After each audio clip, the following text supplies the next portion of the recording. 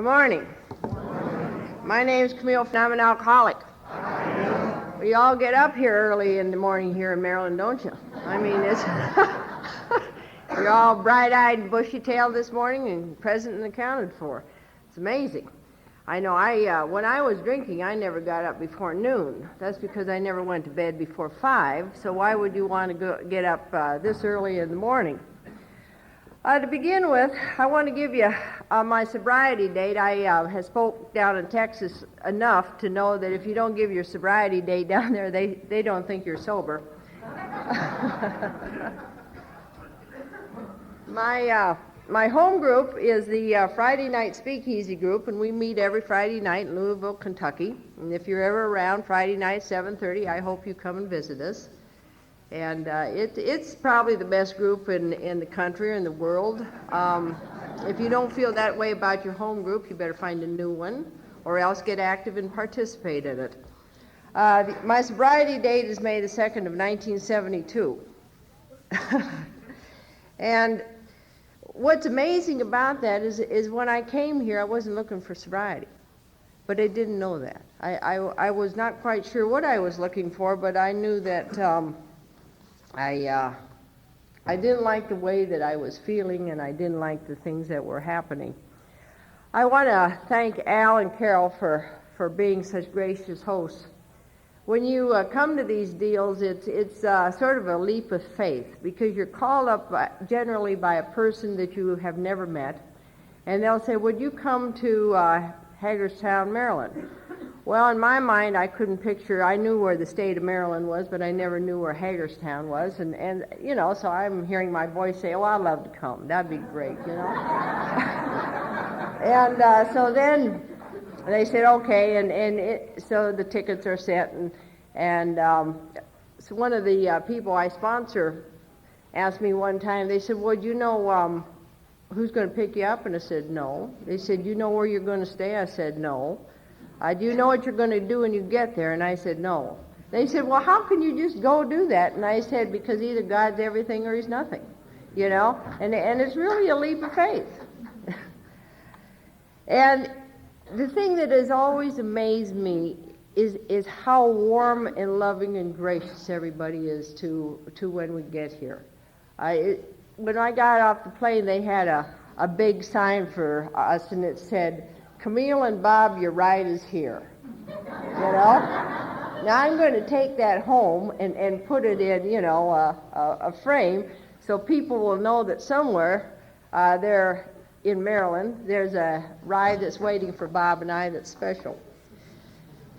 And they didn't need the sign.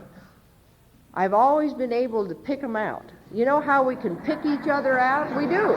We don't need a sign. I mean, we're attracted to them. There's sort of this glow. And so I just sort of scanned the crowd, and I knew Al, and it's just always fun. The other thing that I really enjoy is the fruit basket. You know, the older we get, we need fruit to keep us regular. I mean, it's just a fact of life, and it's sort of pitiful, especially, you know, the old lady's disease is tough, you know. But we have had a lot of fun, and some of the ladies came from Virginia that they're part of my family.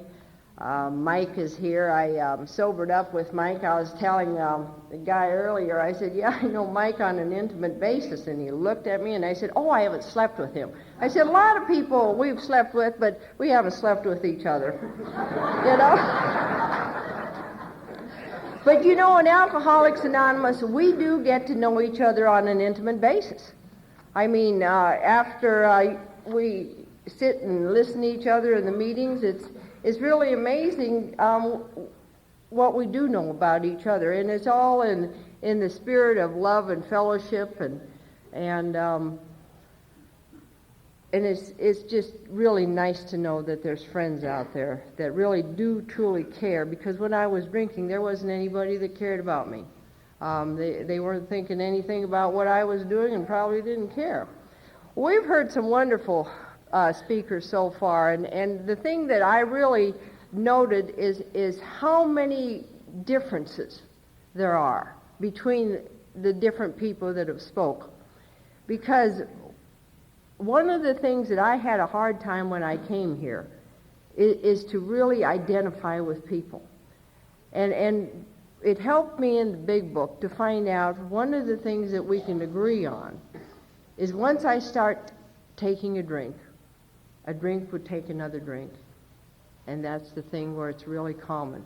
But our general stories, what happened, what it was like, and what is like now, is very different. And I was listening to Nancy, and you know, what a different life that Nancy had is growing up and becoming a wife, and then she was a parent and did her different things. And then when Dave was talking, I mean, that story was fascinating to me, where he grew up and all the different things. Now, when it comes to Bruce, you know this old John Wayne image?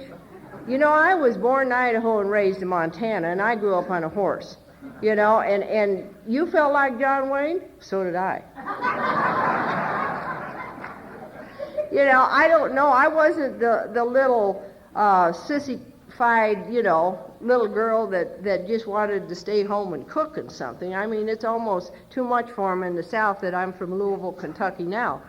But I mean, you know, I wanted to be a boy. I mean, I just wanted to get out there, and I could haul hay and throw bales and rope and do all the stuff that boys could do just as well. And so that's why I identify with you. But what I would like to do now is for all of us to get centered. And so everybody just get real comfortable, and we'll all take a moment. And if you feel comfortable enough, close your eyes.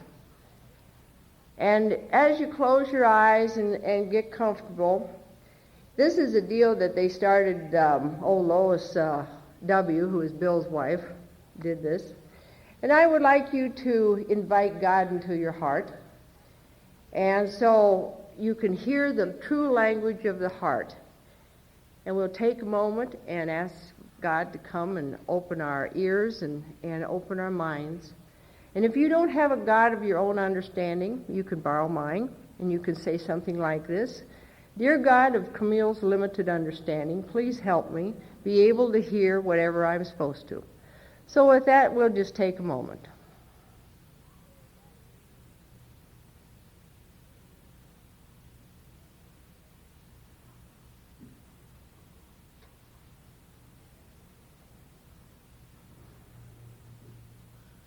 Thank you.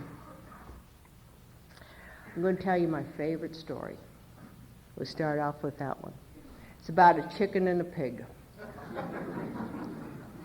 The chicken and the pig, they were walking out down the road there out about Hagerstown, somewhere out there. And they saw this big sign, and it said, "Help feed the poor." Well, now, this is a very civic-minded chicken and pig. It's not just the ordinary run-of-the-mill chicken and pig, but very civic-minded. And so they got all excited, and they thought, help feed the poor, we got to do something. So they got into one of their think tank modes, and they were going around, and the chicken was scratching, and the pig was pawing, and all of a sudden, the chicken just jumps up, feathers go to flying, and cock-a-doodle-doo, and the pig said, hey man, what's going on? The chicken said, I know what we're going to do. Pig said, what are we going to do, brother? And he said, we're going to feed them ham and eggs. And the old pig looks at him, and he said, you know, for you, that's a simple decision. But for me, that's a real commitment.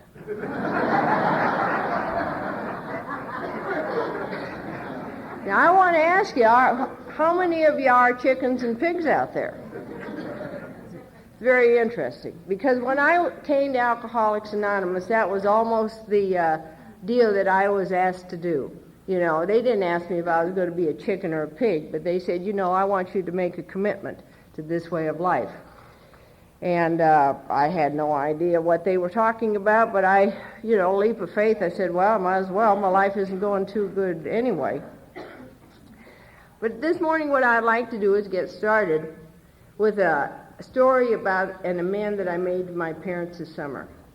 And it has to do with, this last year has been a very interesting year for me because I did an inventory, and as a result of an inventory, I decided that I would get into a lot of other stuff that I hadn't had the guts or didn't want to look at.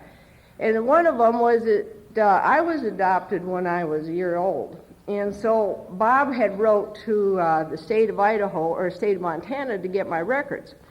And so I got my records because it's open records in Montana, and they sent me all these records. And I read all about, Camille before I was adopted. And what I discovered is that before I was born, I had an opportunity to drink and smoke, have sex vicariously, and go to jail at least 2 or 3 times. And that was before I was even born. Because, you see, my mother was a real alcoholic. And, that was the thing she did. She smoked, drank, had sex, and didn't beat the hell out of them. And so after reading that, and it went on because they had a lot of records on her, and they had taken me away at 5 months because somebody had called up and said, you got to do something about that baby. She's been crying for 5 days. So they came in and removed me. But they gave her an opportunity. They said, if you'll quit drinking, we'll give the baby back. And that's all you have to do. For the next 2 months, just don't drink. Well, in the next 2 weeks, she was drunk and went to jail 2 times. So she made a decision that it was probably the best thing to do is to give me up. And I understand that because she said, I'm just not ready to quit drinking yet. Now here she was losing her child, but she wasn't ready to quit drinking yet. And after reading that, I really realized the other part of the story is that I was adopted at a year by 2 loving people that I had never given the opportunity to get next to.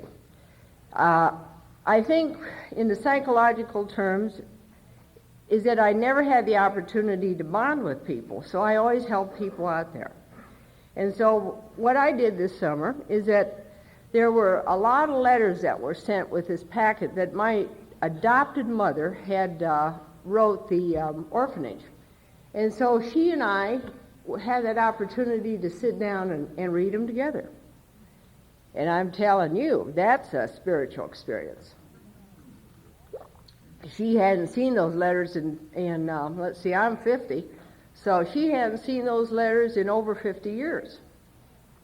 And it helped her and I get closer. So that was a good amend. And then the other one is that with my father, and I was just saying to God, I said, now God, I've done okay with my mother, but what should I say to my father? And the thought came to me is, why don't you just thank him? And so I did. And I said, I want to thank you for doing a hell of a good job. I mean, coming from where I came from, I shouldn't be where I am. Because they never treated me that I was less than.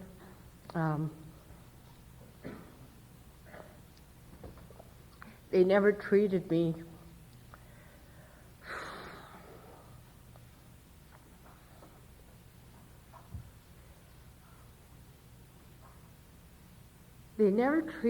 that there was something wrong.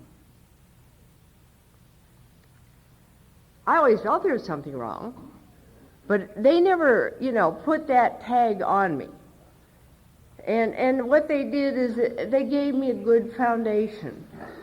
And they gave me some values and some morals and some beliefs, which I broke every one down the line when I was drinking. But there was still some basic good structure, which I had never given them credit. I'd never thanked them. And I was glad that I had that opportunity to do it because so many times these amends never get made until the parents are dead. And it's taken me a long time. I've been sober 26 years now, and it's taken me a long time to get to the point where it's okay. And I think with a lot of the stuff that we do, it takes a lot more time than we think it does. And so that was one of the amends that I was glad that I had that opportunity to make.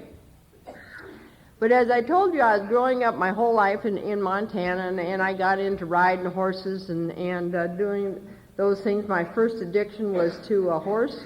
I could get on a horse and I could feel okay. That was the only time that I felt okay. The only reason that I would associate with anybody is because they might be able to clean my barn or brush my horse. So that was a useful purpose for the boys in those days. And had no interest. I didn't go to proms. I didn't go on dates. I didn't do any of the normal things that people do when they're growing up, unless it was connected with a horse or a horse show or something like that. And so there were a lot of things as a kid I just missed. I missed the whole dating scene. Had no idea about going on a date. And then when I was 19, I discovered boys and booze. And I'm not sure what came first. I was in Havre, Montana. I decided that I should go to school, which was an interesting feat because I hadn't finished high school. But, for alcoholics, it doesn't matter. Once we make our decision, that's what we're going to do, we find a way to do it. Just because I hadn't graduated from high school didn't matter to me. And so I went and got a GED and started school, and I didn't have any study skills, so I did the next thing. I found boys and booze. And the thing about it is that I only drank for 4.5 years. Wrote an inventory on you guys because I always wanted to be like John Wayne and one of the boys. I wanted to be able to drink for 20 years and go out there and have fights and do all the stuff that men do. And I mean, here I am, a little wussy, and after 4.5 years, I'm surrendering. I'm done, God, it's pitiful, Jesus. But it talks about it in the book. It really does. It said women go, down much faster than the guys. And I guess that's just the way we are, is that, thank God. But, so I don't have a great drunk log. And there's a lot of things. See, I had a hard time identifying with a lot of people. I went to treatment. They had early treatment back in 1971. You know what I got out of that treatment center? It was for Skid Row alcoholics, but they didn't know what to do with me. And I got out. There's a place to hide your booze, ladies. It's harder now, but years ago they used to have douchebags. And that's what I learned, in this treatment center, is how to hide my booze. Well, I'd never thought about hiding my booze in the first place because I lived alone, But it was always something, in my mind. In case I ever need that, I stored that in my knowledge bank, I walked out of there and said, I'm a potential alcoholic, but by George, I haven't done all those things yet.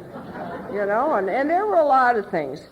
I got into Alcoholics Anonymous as a result of a judge sending me to AA.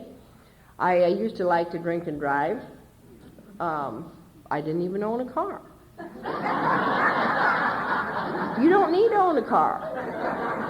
That's why they say, well, we're going to change the laws where we're not going to give those people that drink and drive cars. It won't stop us. Now, if real alkies, by George, we'll find a way, And so I didn't own a car, and I was driving one time in the Rocky Mountains and had a little problem, and then the other time was in Denver. And I was stopping at the green lights and going at the red. Well, it was very fortunate it was 3 o'clock in the morning. Well, when the cop stopped me, I said, thank God. He said, thank God for what? I said, thank God you stopped me. I said, I've been trying. I couldn't because my mind was really going. Well, I'd been doing some of that other non-habit forming stuff too, I was just a puffing and a blowing like our president.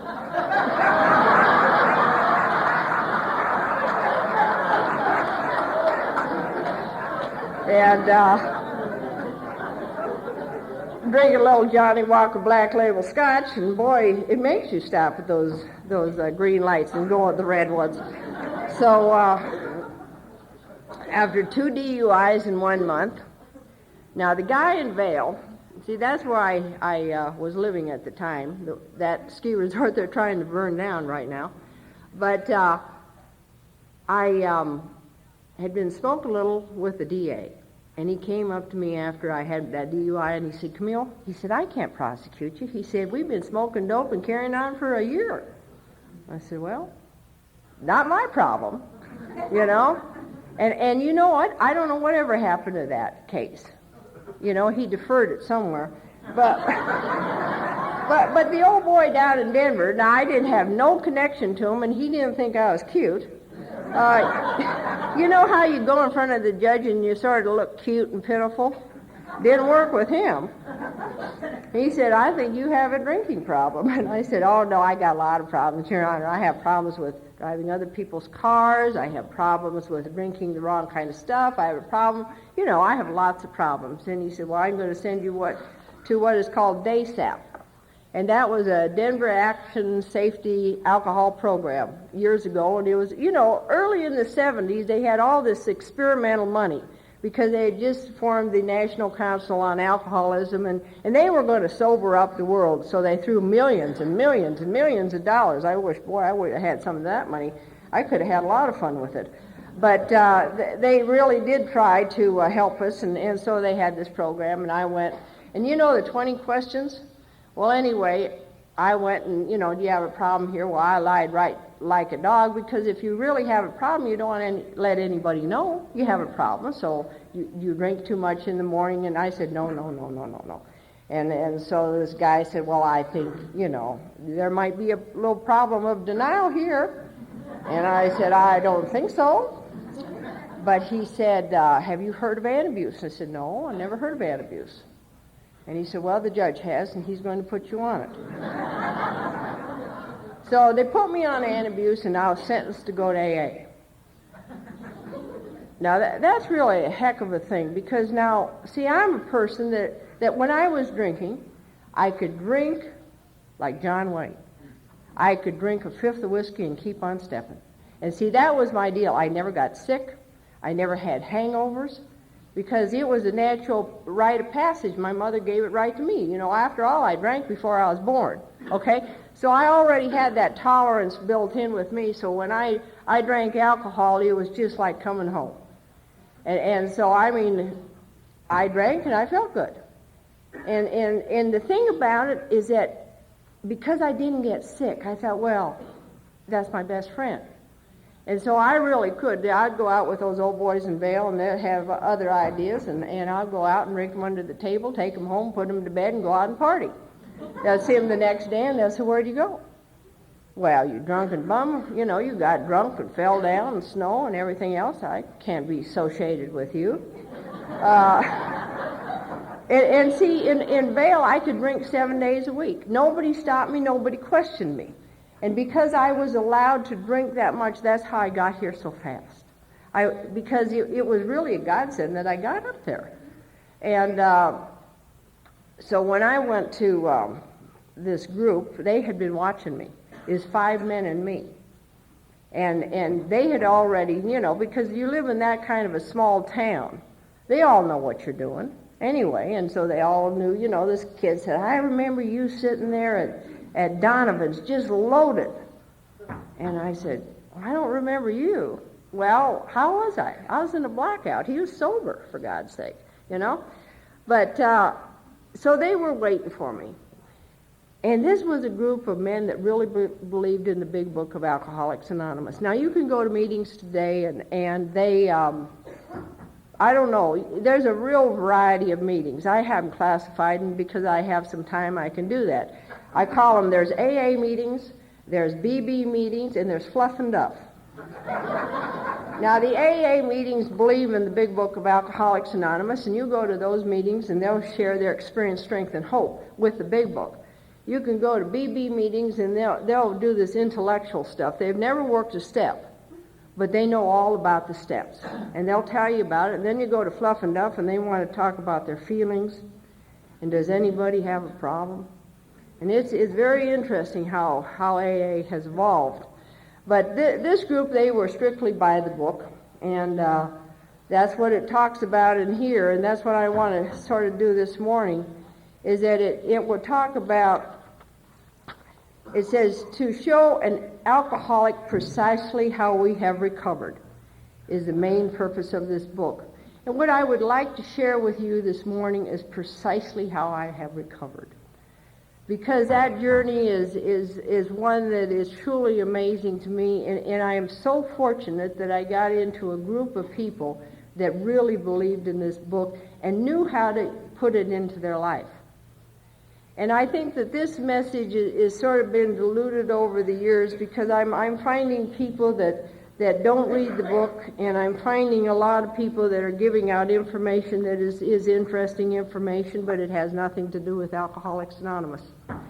And I don't want to lose this fellowship, because I have a couple grandkids that they're going to need this fellowship. I mean, I've watched them since the day they were born. I told my husband, I said, as a little Alkie, I said, just watch them.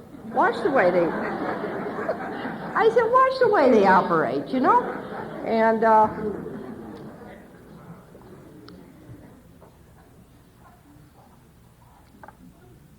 a lot of times they'll say, and you hear it in meetings, the only requirement for fellowship or to join this membership is a desire to stop drinking. And that almost gives the illusion that's the only requirement to stay here. And I have not found that to be the case, because there's a lot of requirements to stay here. And you know, if I can say nothing else, I want to tell you that if you thoroughly follow the path, you don't have to go back out there and drink. And see, that was a message that was given to me when I came in here. He said, you never have to drink again. You never have to hurt the way you're hurting. You never have to feel the way you're feeling. If you get in there and participate in this deal, if you get in here and make a commitment. And see, that they required me for the first year, make a commitment to do everything that you can do, everything that you're asked to do, if you'll just make that commitment. And then if it doesn't work, you can always go back out and drink. Well, if you at least do it halfway, you don't have to be perfect, but if you can do it halfway, the results are just amazing. And so some of these requirements, on page 25 it says, there is a solution. Almost none of us like the self-searching, the leveling of our pride, the confession of shortcomings, which the process requires for a successful consummation. Well, if my little tail wasn't up against the wall, I never would have done that. But faced with either you're going to drink, you're going to kill yourself, or you're going to try this stuff, well, you know, that sounded pretty good to me. And so to stick around here, it requires me to really participate and to get into this deal, and to find out that it says on page 50, it says, this happens after a wholeheartedly meeting a few simple requirements. And some of these requirements that I have found is my attitude and the way that I look at things. And those are some of the things that I can change. And my sponsor used to tell me, you have a crap-ass attitude. I said, hey. She said, you know, you're negative. You always want to whine. You want to take other people's inventory. I used to sit there at York Street. After you're a couple years sober, you do that. You sit at the club or wherever you're at in a meeting, and so people will come through the door. And what you do is whoever's coming through the door, you know their inventory better than yours, so you sit there and you take it. And you might share it with some other people, you know. And then somebody said, well, hey, now, listen, you want a shortcut to your own inventory? Just change the name. Because if you're taking their inventory, it's yours. Otherwise, you couldn't see it. And so I stopped doing that, because I said, oh, dear, you know, they'll find out more about me than I want them to. But I did make a commitment finally, because I for one thing, I couldn't stay sober. And the reason is, and it talks about it in the chapter to the agnostic, because when I started drinking, I never knew what was going to happen. In fact, I loved it. I love that living on the edge. I might be in Vail, and I might end up in Denver. I might end up in Hawaii. I never knew who I was. I never did wake up with a German Shepherd, though.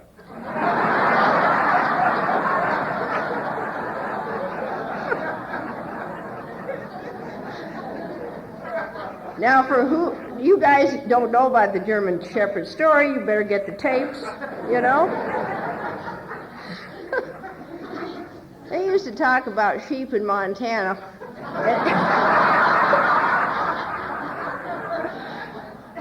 I never knew about that either till I came to Alcoholics Anonymous. You know, there's a lot of stuff. We had cows and horses. We didn't worry about sheep, you know. But I never knew what was going to happen. And I loved it because I was a party animal. You know, I was Mad Dog Alcoholic. I'm still Mad Dog Alcoholic. And what the Mad Dog stuff does is that I want it all. I don't just want a little bit.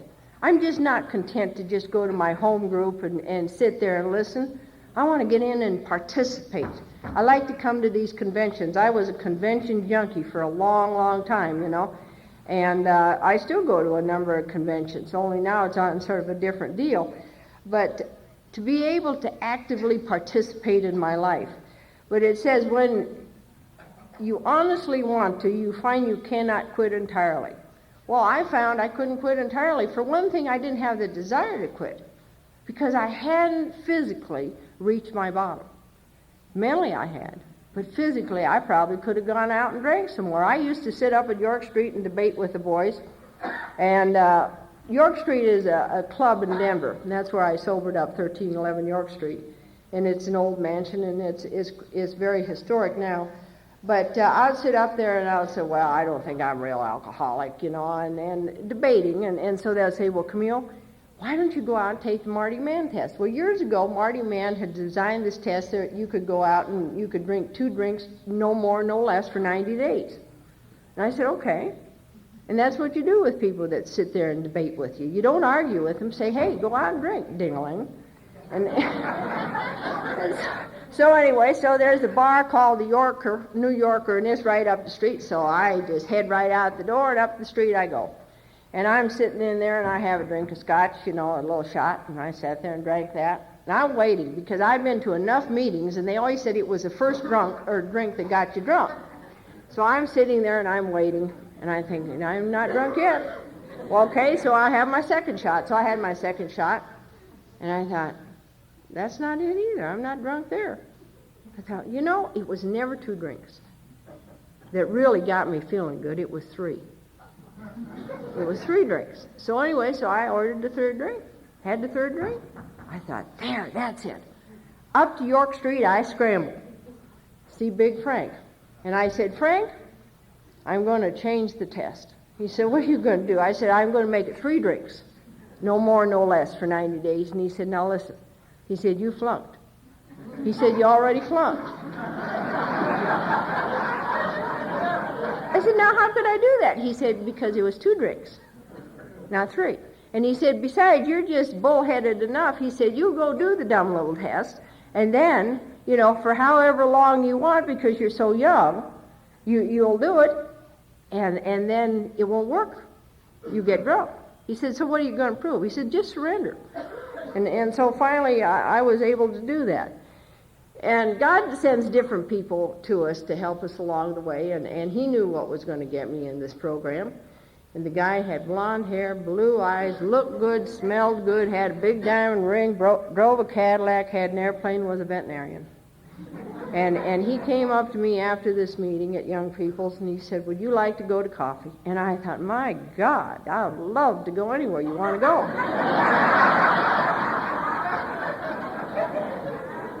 You know, and so anyway, so then for the next week he came and picked me up, and I'd talk his ear off and tell him all my problems and everything, and you know, I just thought, this is what we're going to do for the rest of our life. I'm going to just wait, and he's going to come and pick me up. We're going to go to A&A, and that's the way it's going to be. Well, after a week, he had to have an emergency. Now, he told me it was a cat that needed an emergency hysterectomy. I thought, that's the stupidest story I've ever heard. But anyway, he didn't show up, and so I thought, now, this AA business is fine, but I'm going to show them, I'm going to go and have a little slip. One of those slips that people don't know why they have. So with big book in a hand, now if you're going to have a slip, it's really hard to have a slip with your big book. And so I left the meeting and I went down to the Piccadilly Lounge, which is downtown Denver, and I had this big book, and I thought, oh dear, I got to do something. I can't throw it up on the bar and have a drink. So I thought, well, I took it in the restroom and I put it behind the stool, and I said to God, I said, take care of the book tonight, because I'm coming back tomorrow. Now, I always envisioned some woman there heaving her little heart out and looking Alcoholics Anonymous and getting the message, but that never did happen.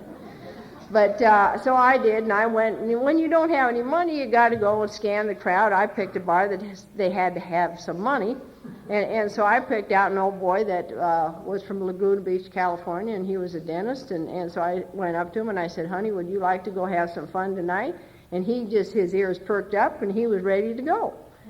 Well, you always entice him. I wasn't going to give him a thing, but he didn't know that,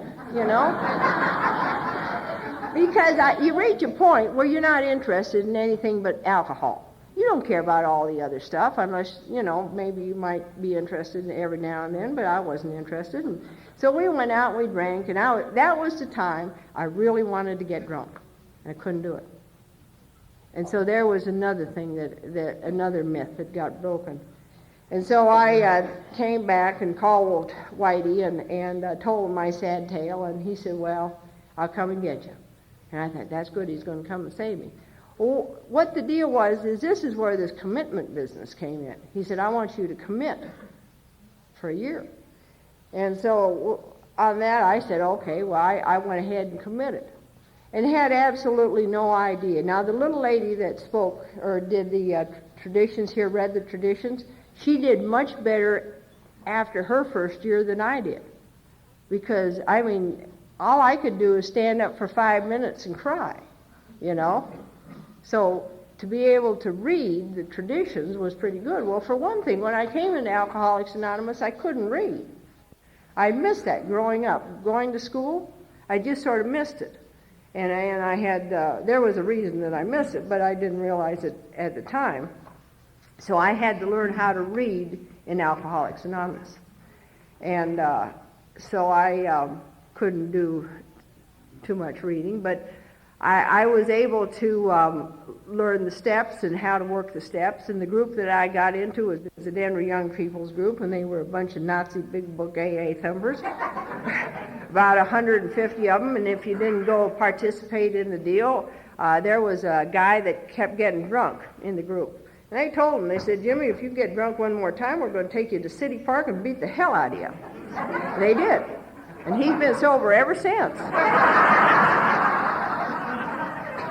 This is a tough bunch I run around with.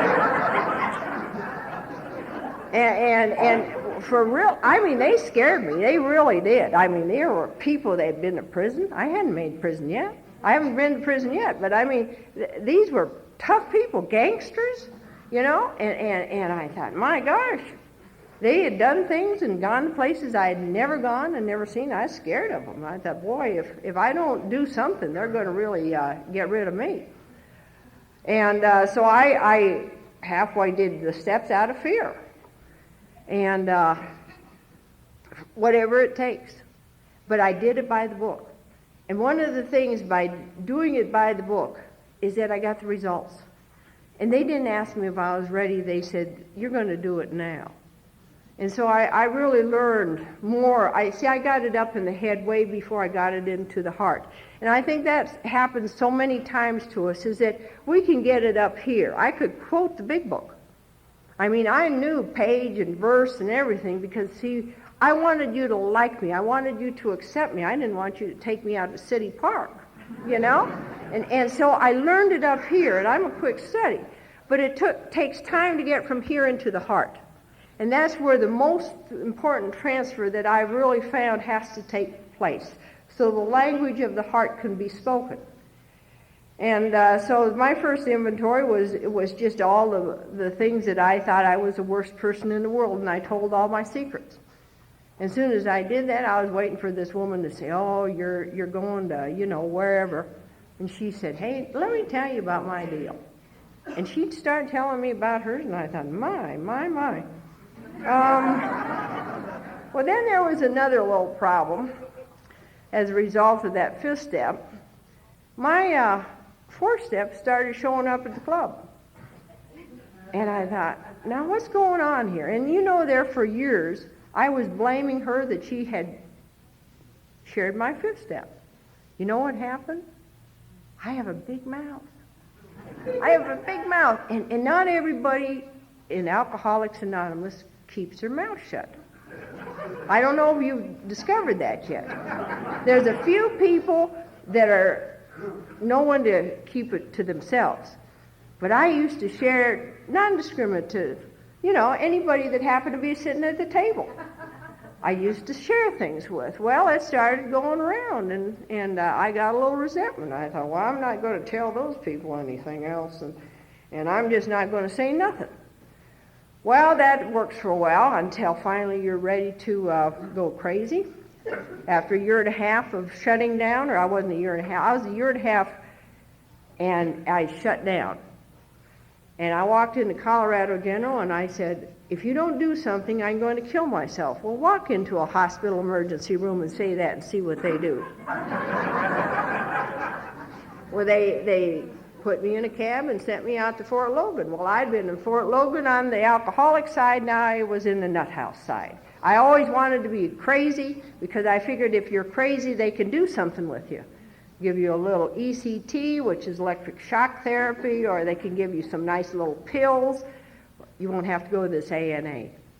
And so I went out there, and they let me cry for a week. I was very depressed. A psychiatrist came in and saw me, and he said, well? I said, yeah. He said, are you ready to get honest? And I said, well, what kind of a question is that? He said, all you're doing is telling everybody that you're fine. He must have been at some meetings or something. And he said, I want you to go back to AA and open up your mouth and tell them the truth. He said, don't go to meetings and just sit there like a bump on the log or tell them you're fine. He said, go tell them how it is. And I said, is that it? And he said, that's it. That was in 1973. And thank God, that's the kind of doctor I hit. Because there's really a misconception going around now. That if you have a little rough spot, you go to the doctor and they give you something so you feel better. And if that would have happened, if they would have given me anything to feel better, I never would have done this. Because I want to feel good. And you know what? I found that I can feel good and I don't have to take anything. All I have to do is work the steps.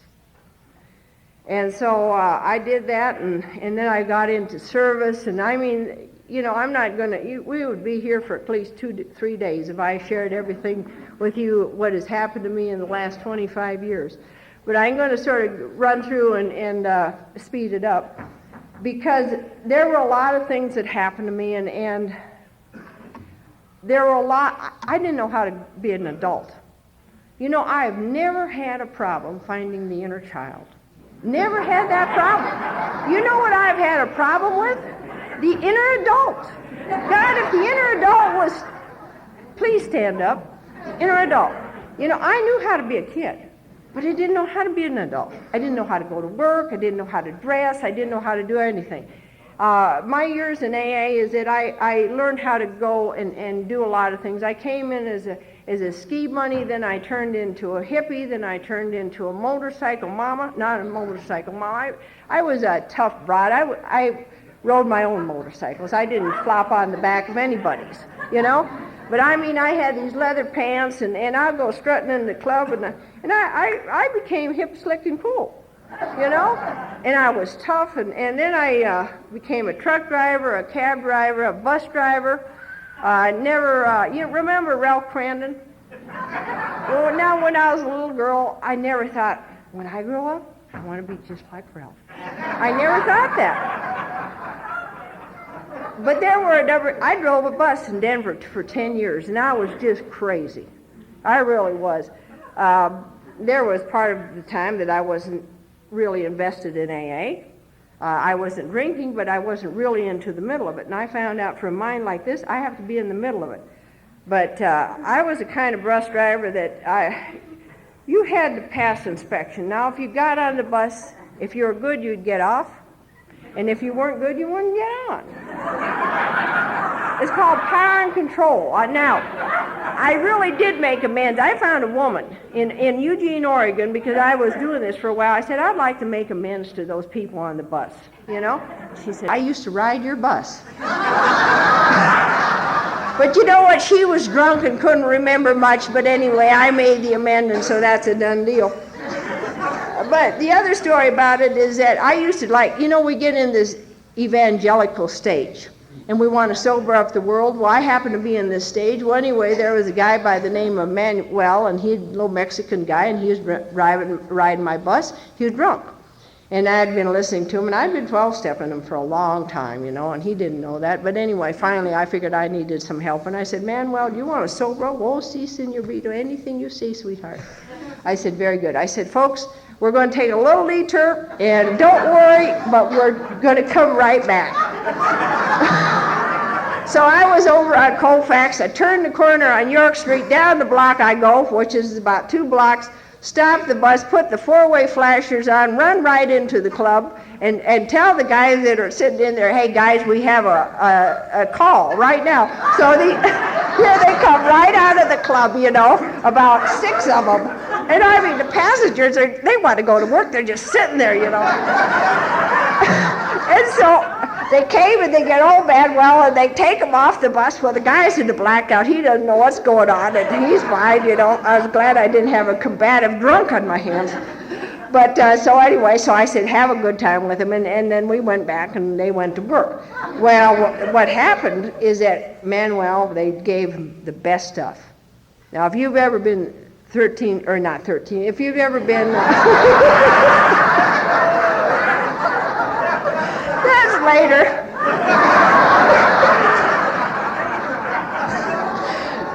But do you know what the 14th step is? It's the amend for the 13th step. And if you don't know what the 13th step is, that's not part of this conversation. We're going back to Manuel. And so they gave him the best shot, and they 12-stepped him all day. So finally, old Manuel, he rears back and he looks and he said, where am I? And they said, well, you're at 1311 York Street. And he said, well, what is this? And they said, well, this is a clubhouse for sober alcoholics.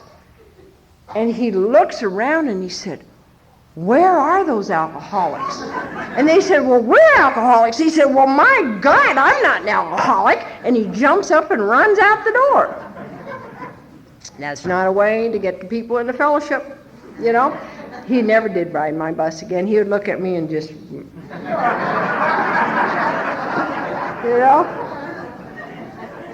But, so anyway, I had a lot of fun on the bus, and then finally later on I became an instructor and supervisor and stuff. But one of the things that I found also, that maybe I didn't drink by not being in the middle of this deal, but you know what happens? I have a mind. And if I don't treat my mind on a regular basis, I go crazy. And the longer that I didn't treat my mind, see, I had done the steps in the first 3 years. I mean, I worked the steps all the way through, and I figured, you just stay in 10, 11, and 12, and you don't have to ever work the steps again. That was an illusion for me, because I can't do that. But I did it. And what happened is my body suffered terribly. I mean, I have a major physical problem today as a direct result of living on self-will. I didn't drink, but my whole physical body, I have to live in pain for the rest of my life because of results. You can't live on that kind of self-will and don't think you're going to get away with it. I mean, the major diseases today, heart disease, cancer, lung disease, all of these are caused by people out of control living. And so I just did that, and what happened as a result is that I never had real success with men. That was an area that I hadn't given up. I figured, well, I gave up drinking. I've done a lot of things. And if you give up drinking, isn't everything supposed to be okay? Well, I'd use other things. I'd use food, I'd use sex, I'd use work, other things to make me feel good. Didn't work for very long. But I had gotten this old boy, and the sponsor told me, if you go with this man, you'll never stay sober. Don't ever tell that to anybody.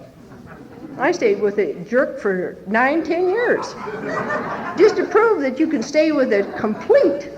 You know, he was a gambler, he was a womanizer, he took a little cocaine. You know, he was an exciting individual. After about a number of years, we had a disagreement. Well, you know how to control a gambler, don't you? You go out and mortgage everything to the hilt. I mean, we had a nice condominium, we had new cars, we were going on cruises, we were doing this. The credit cards were way up there. I needed every penny that he could bring me. I got him a job at the bus company so he could make good money. Came home and he'd gone and unloaded his paycheck at the dog track. We had a little disagreement, and he was just as crazy as I was, and I got a little scared. Don't ever get this woman scared. I went out and bought myself a 38. Now, I'm 12 years without a drink now. I had a 38. Guy, Gart Brothers, said, "You're going to do no good with this gun tonight." And I said, "I didn't come here for a lecture," you know. And so anyway, I went and I loaded the gun and put it on my pillow. Slept just like this. Without anybody walking through that door would have been dead. And nobody walked through the door, because God knows when you've lost it. So in the morning I got on my knees and I said, "God, if you want me to be a nun for the rest of my life, no sex, no men, I'm ready." I'd never been ready for that, but I thought, this is it. You know, when you're going to kill another human being over this kind of nonsense, it's time to just go into the nunnery. And so and it was good, because what I found out is that I didn't need a hymn to make me whole. I didn't do, and I had always, and I think, I don't know, women get into it, I think, more than the men. We always think we got to have somebody to feel like we're somebody. We don't need anybody. I didn't need anybody, but I didn't know that. And I didn't have enough guts to not do that, you know? And so I was allowed to live alone. And it was a most wonderful experience for me, because I found out that I could pay my own bills, you know? I could do all the things to make me happy, you know? If I wanted to have sex, I could even do that. And so I didn't need a man for anything, which was good, because I really had to find out that and God and I started having an intimate relationship, which was good, because I had always put a man before God. And to find out that, you know, there was one time I had major back surgery at this time, and I was in a lot of pain and just feeling lonely, and I said, "God, why don't you just come and hold me?" And it was like God got in bed and put his arms around me and held me. And you know, that is a feeling that if you get it, you'll never feel alone again. And I've talked to some different people, and they said, if I could only feel that. Well, if you invite that, I guess it's being desperate enough to be able to feel that. And so I was allowed to do that. And then the 1985 International was coming up. There's a friend of mine in Denver by the name of Ann, and these old timers, they're just enough to make you want to hit them in the head. Because she said, "You want to go to the International?" "Ann, I got a job." "No, let's go to the International." Well, she finally shamed me into it. So we went, and she was worried we weren't going to have enough people there in the International in our room, because she thought we had a suite of rooms. We had 3 beds. She had 15 people. Got up there, we didn't know what to do. Well, I'd met this gentleman on the plane, and he was sitting right next to me. Well, you know, there's only 6 people on the plane, the other 4 are in the back. I'd had knee surgery, and he's sitting next to me, and so you say hello, and how you going, where you going? Well, the plane's going to Montreal, and he said, "Well, I'm going to a convention." "Well, I'm going to a convention too." Well, it took us about 10 minutes to realize, you know, that I'm an AA and he's an Al-Anon. We're going to the same hotel. He said, "You want to, you know, I'll help you with your bags." I thought, well, that's pretty good. So he helped me with my bags, got a wheelchair and everything. I thought, this is pretty nice, you know. The guys that I'd been running with never would have gotten me a wheelchair or helped me with my bags.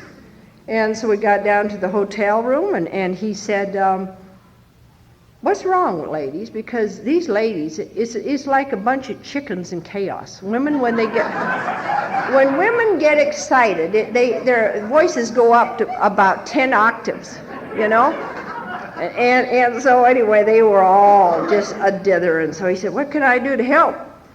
And Ann said, well, we're short one bed. And he said, oh, I got a bed. Now, he was down one floor. He said, I got a bed. You know John Elway for the Denver Broncos?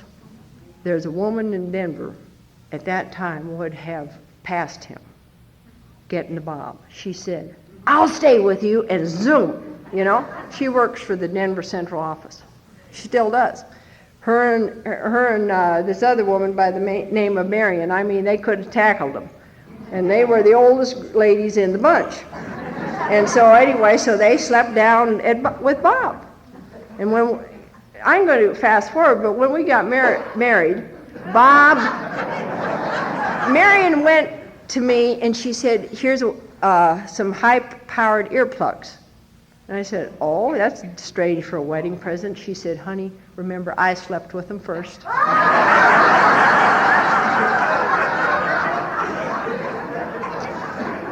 So anyway, but we dated, and my sponsor, Bob, and I introduced her to Bob and everything, and she said, well, you might have a winner. Now, with my choices, Bob didn't know that if Wilma would have told me at that time, he's no good, I would have said, bye, it's been fun, but it's all over, but she didn't. And so we had a long-distance relationship for a year and a half. And in this year and a half, it was good because I made a deal with God, and when you do, be careful, because I said, no sex, no men. It's hard to have a intimate relationship when you're 1,000 miles away. So we were able to become friends. And you know, today he is my best friend. And that's really amazing. You know, for me, from what I was doing, I'd meet guys I wouldn't even know their name and jump in the bed with them. I mean, so things have to change here in Alcoholics Anonymous, and they have. And I wasn't even sure if I could stay married because I hadn't been faithful to anybody my whole life, you know. And that wasn't a problem. I asked God to help me with that, and that's just never been a problem. And just different things happened. So we became good friends, and in the meantime, I got back into the step work. You know, when you go out and you buy guns and act crazy like that, you better do something. So I started working with a guy by the name of Don P. in Denver, and he said, well, you want to, you know, that was when he was a delegate and going to Russia and all that stuff, and so I started following around and going to conventions. So I got back into service work. I got back into working the steps and doing some workshops with him. And you know what? My life started changing. And it was really amazing to me because, see, I was under that old illusion, if you only work the steps once, you're going to be okay. Well, I started on step one and went all the way through. And it felt so good, I did it the next year. And it felt so good, I did it the next year. And you know what? Ever since then, I've been doing it on an annual basis. And what has happened is that my thinking started to straighten out, because you know what? I have a thinking problem. Left to my own devices, the best that I can do in my own devices is go crazy, hurt somebody else, go to jail, or do some kind of destructive thing. And you know, I haven't had to do that for a while. And so I moved, I got a job in Kentucky working with the horses. And Bob said to me, he said, you know, he said, you can come and live with me. And I said, now listen here, pal. I have lived with a gentleman before, and I said I was never going to live with a man until I got married. And he said, well, I've been married twice before, and I'm not going to live. You know, I'm not going to do that again. So we compromised and got married.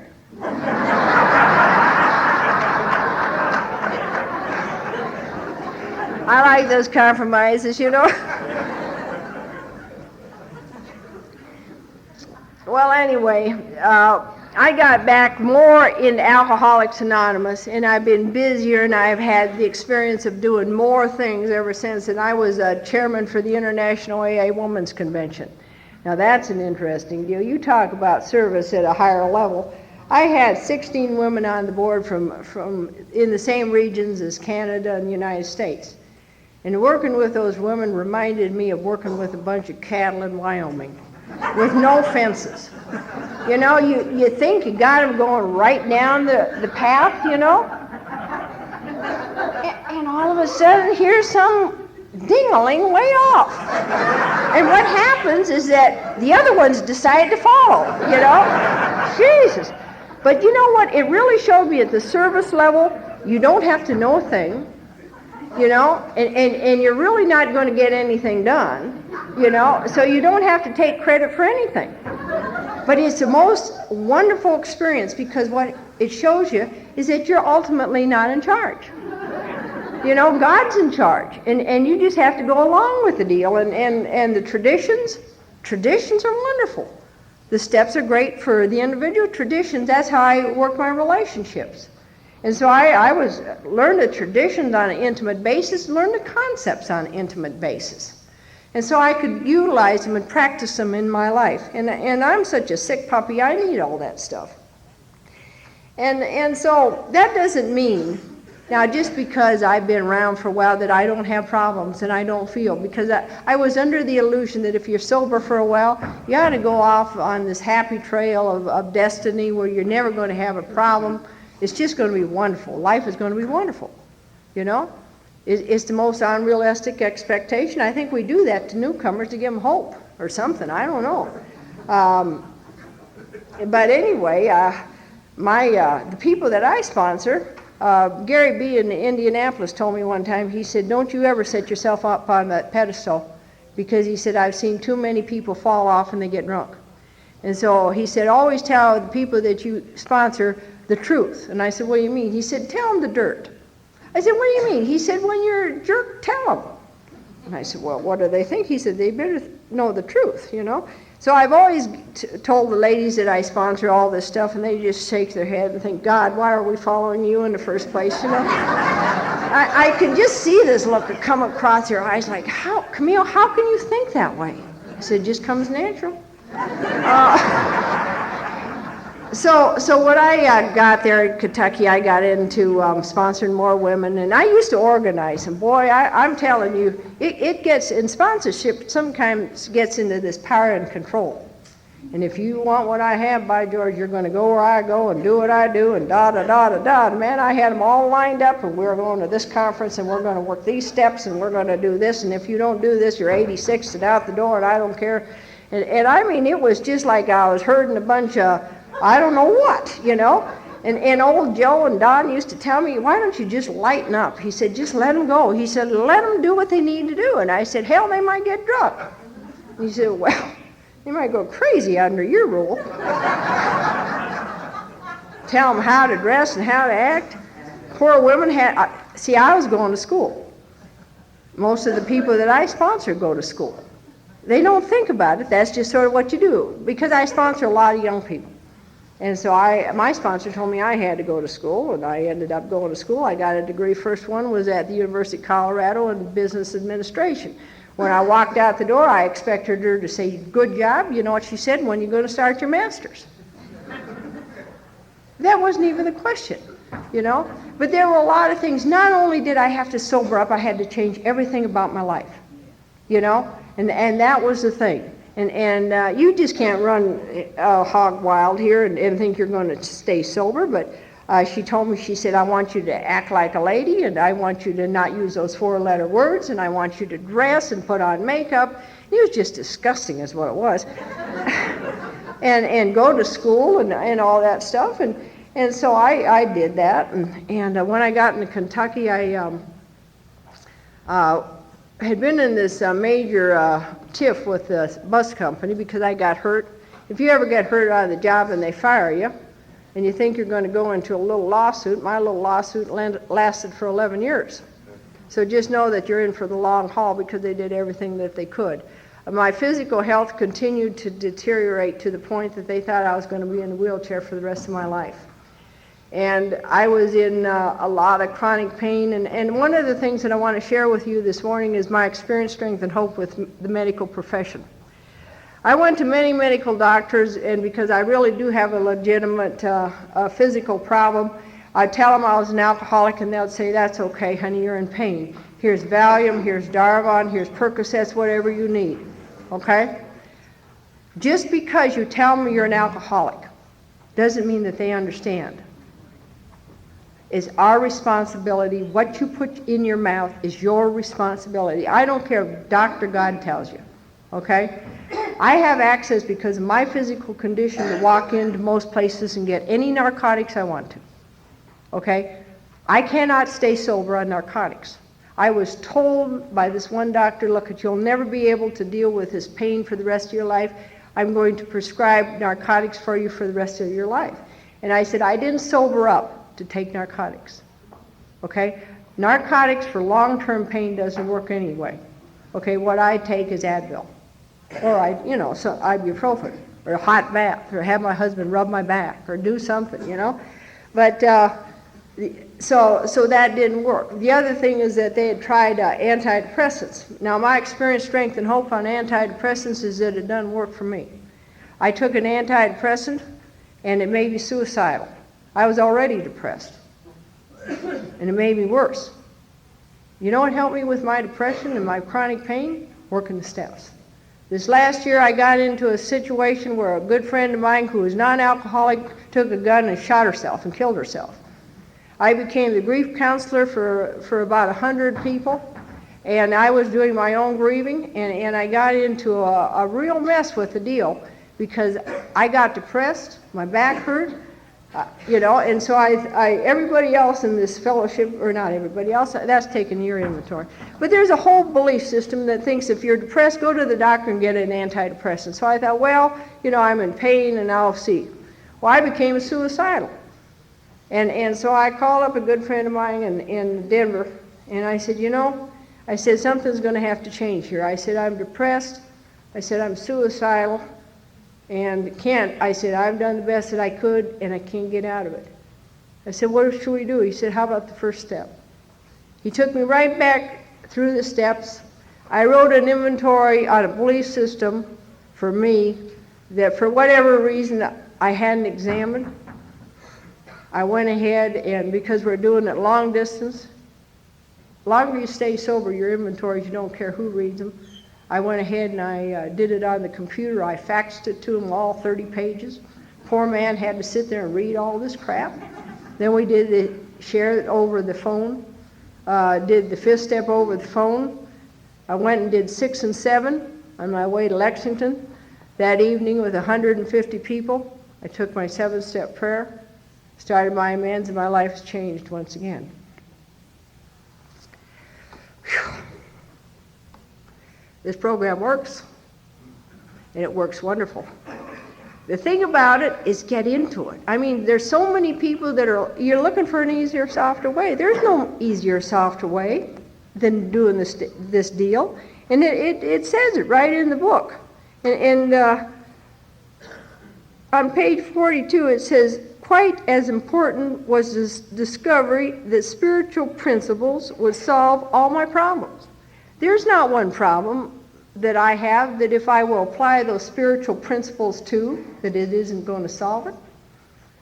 My experience here lately with 10 and 11 has been wonderful. Because to be able to use 10 and 11 in your life today has changed the way that I operate. Because when you get in resentment, you get in fear, you get in some kind of conflict, what does it tell you to do? At once you ask God to remove it. So I used to do that. I'd ask God to remove it, and then you know what I'd do? I'd wait. That isn't what it says. It says immediately talk to somebody. When I was in Nebraska at the university, I'm working with a professor, and his whole class, he has to do a meditation after they get done with listening to him for an hour. I think that's a concept to go to school now, is to have them meditate.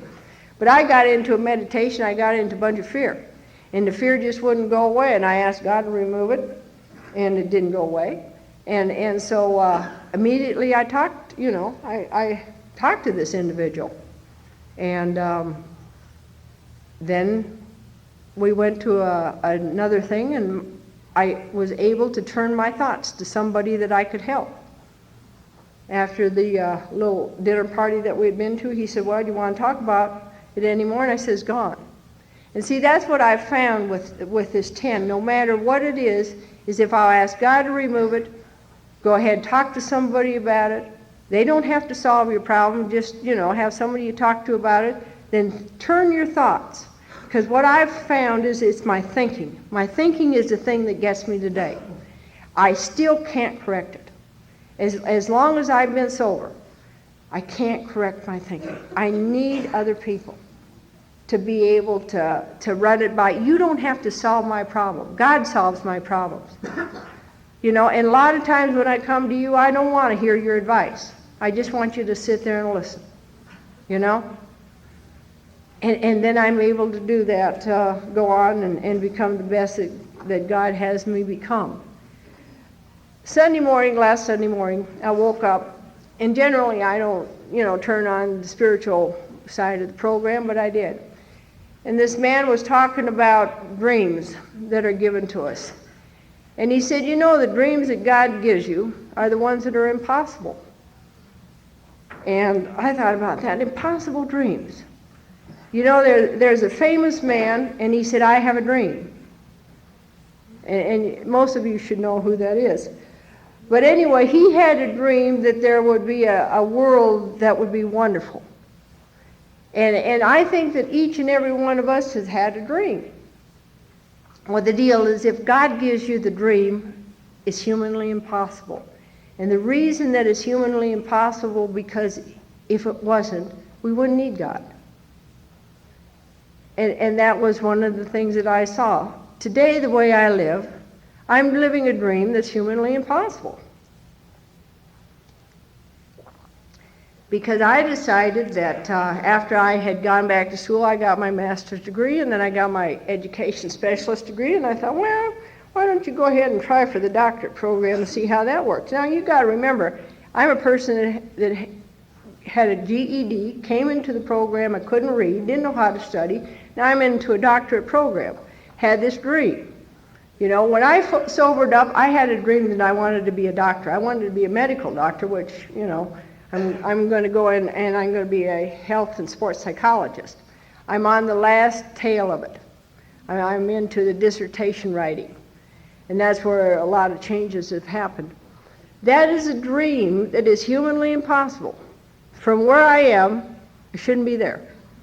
And every now and then I get caught up in this fear because I look at myself compared to the other students. And I'm thinking, well, I shouldn't be there.